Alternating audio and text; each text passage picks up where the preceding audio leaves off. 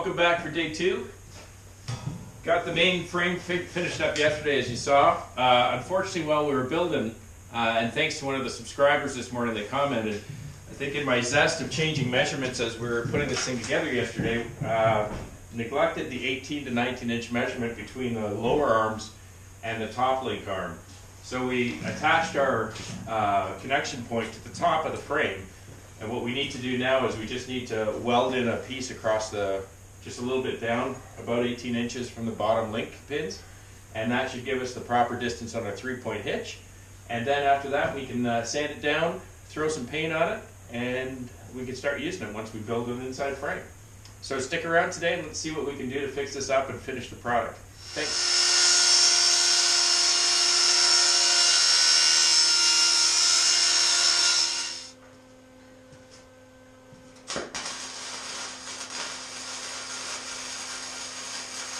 Got the mid brace in, which we should have put in yesterday, and all we've got to do is just remove the upper bracket and move the bracket down to here, and I'll have my 18 to 19 inches between the lower arms and the high arm, and I've also got about 28 to 29 inches between these brackets, which should fit just great.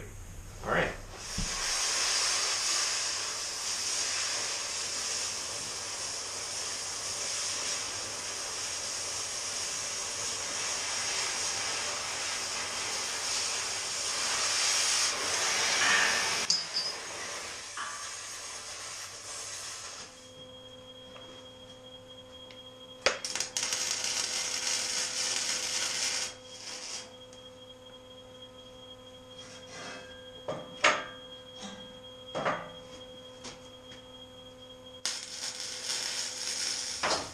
Okay, hey, so we are actually done this time.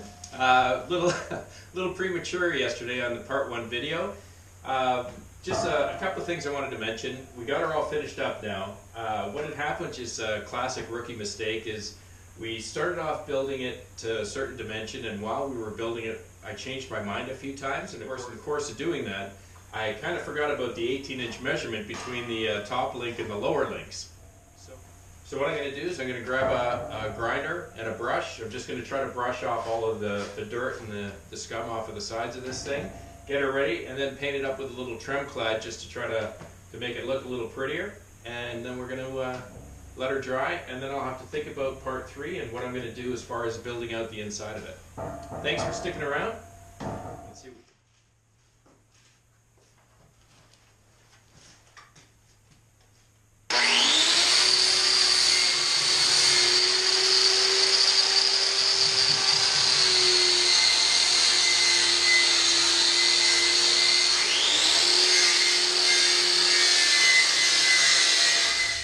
Okay, so a few of you folks asked about dimensions and things. A couple of things that we looked at when we were trying to decide how big to build it was one of the most important things that we discussed was the width of the tractor, because you don't want the carryall to actually extend past it much, because that way you're always looking behind you. So the width from tire to tire is 49 inches outside width. Second thing which a guy had pointed out to me is that on this tractor, on the B2601, unlike the L series, the pivot point of the lower arms is actually forward, or behind rather, the pivot point for the upper arm, which means that whenever we lift something, whatever you lift is always going to start tilting in towards the tractor as you get higher. So we figured out roughly we shouldn't go any higher than about 42 inches, because otherwise we'd start hitting our ROPS with the top of the carryall. We also recognized on some of the other attachments, as I mentioned, that the width of those attachments were about 28-29 inches between the two bushings on your lower arms, and we thought that was a good spread to allow the weight to spread, because you don't want your pivot points too close in. You want to be able to have them out at a reasonable distance to help lift that load. And also remember, your lower arms are doing all the lifting. Your upper arm is basically for guiding and holding the load in place. Turns out on the B2601, your upper bushing is only a 3/4 inch bushing, so it takes a 3/4 inch pin. However, your bottom bushings are actually 7/8. There's a lot more work to do it, but the brackets on the bottom, we could have just drilled a hole and bought some pins and stuck pins in the side for the lower arms. But anybody that's got an attachment with pins knows it's a a bit of a hassle having to try to wrap your lower arms around those pins to get them in. So it's a much easier just to back up, slide your attachment or your implement in to a bracket and slide a pin through it on the bushing. Okay, and lastly, don't forget on your B2601, your lower arms, unlike an L series or others, don't go very close to the ground. This is about as low as they're going to go. And they're up a little bit because I'm on a mound here, but you're basically looking at about 9 inches or so from the ground to be safe to mount your lower brackets. Okay, so let's throw her on the tractor for the first time and see if it fits. Fingers crossed. Okay, we're at the moment of truth. Let's see if we could fit this implement in. Why is that so big?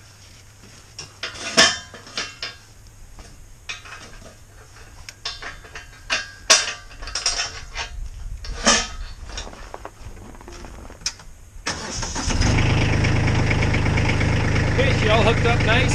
Everything fits. Let's raise her up and see what she looks like.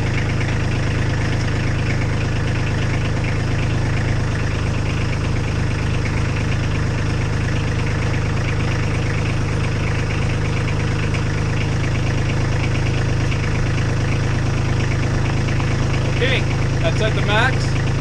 Just that upper arm, but it looks like everything's working okay. So it's going to give me enough room on the back of this carryall to put some lumber, maybe 2 deep, from cutting up 16-inch length, and a lot of room to carry a lot of stuff.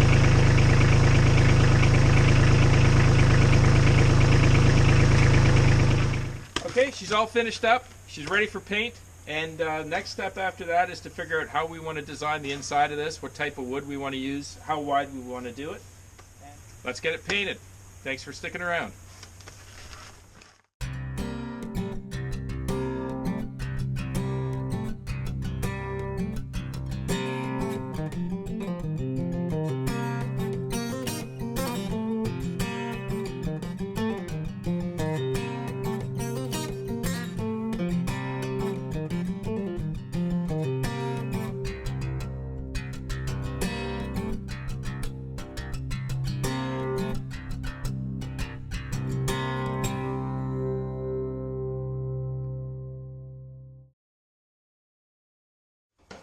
Okay, we're finished up part 2.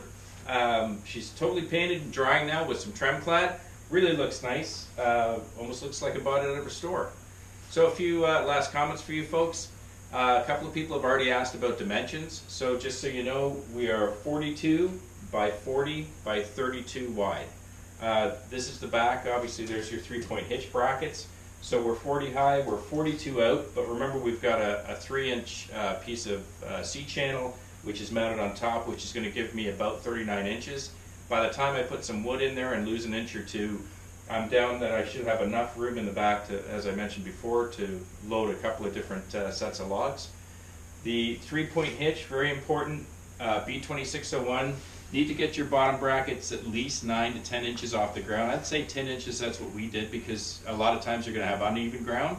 And your distance between your center pivot points here, or your brackets, should be 18 inches, 18 to 19 inches between the bottoms and the upper control arm. So remember, when you're deciding about how high you want to make the carryall, remember that once you mount it on a 3-point and you start to raise the 3-point hitch, naturally the top of the carryall is going to start to approach your ROPS. So you want to make sure you've got enough clearance that when you've got your 3-point hitch totally up, that it's still not going to run into your ROPS or anything else behind the driver's seat.